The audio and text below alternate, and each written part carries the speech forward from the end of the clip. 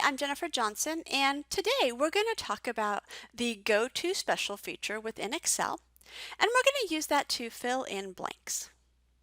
Oftentimes, when you export data out of a system, not all of the rows are filled in. As you can see here, I have got a set of data that we have exported, and it indicates the undergraduate university of a student, the major, the GPA, and the SAT score. However, the undergraduate university and the major were not copied down. The export only identified it once, and the assumption is all of the rows underneath it pertain to that same row above.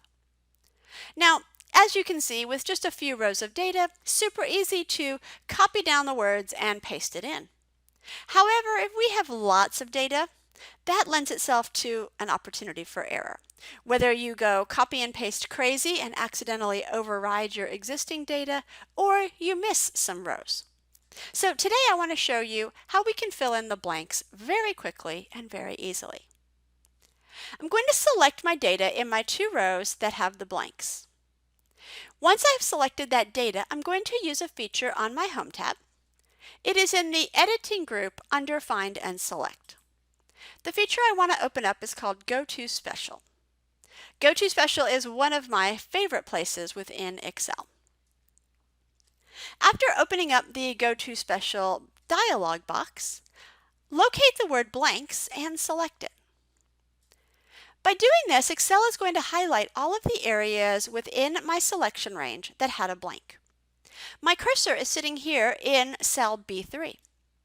Now, before you click away, we need to put into the cell the data that we want to copy.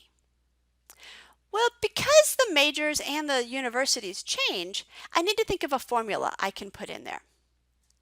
What I want to do is I want to get the data from above into the row that I'm in. So I can use a formula. Let me start by putting the equal sign in my cell. That's what we start all formulas with.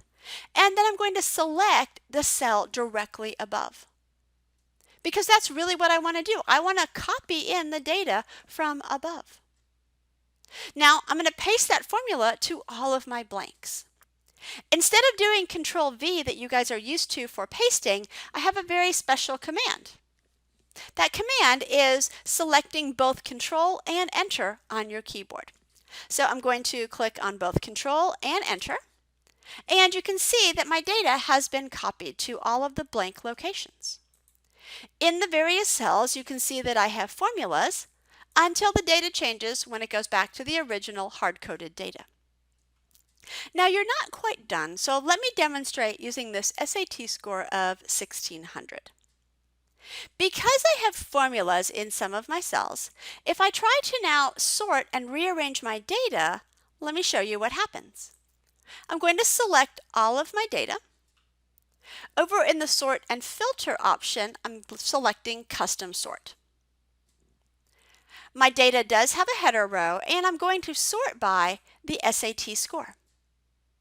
Let's go ahead and sort largest to smallest and see what happens.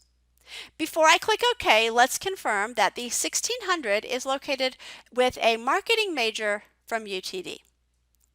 I'll select OK on my sort, and look at what happened. The 1600 stayed there because that is a hard-coded piece of data, but the major and the undergraduate university changed. It changed because there was a formula in there to read what's directly above. So let me undo this and show you this one last step that you need to do. If you have copy and pasted formulas into your cells, you need to now change those formulas back to values. I've selected the two columns that we started with. I'm going to copy the data, Control C on my keyboard, and then when I select paste, instead of just clicking on the normal paste, I'm going to drop down and locate the paste values.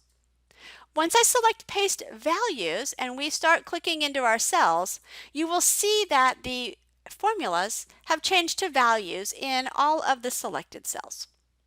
Now I am free to rearrange and sort my data however it is necessary to do my analysis.